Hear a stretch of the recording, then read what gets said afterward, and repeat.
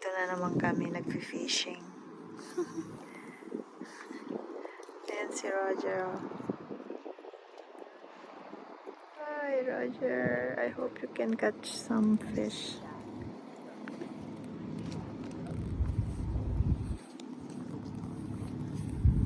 Wow! Good one. Ayan o, nakahuli yung isa o. Ayan o.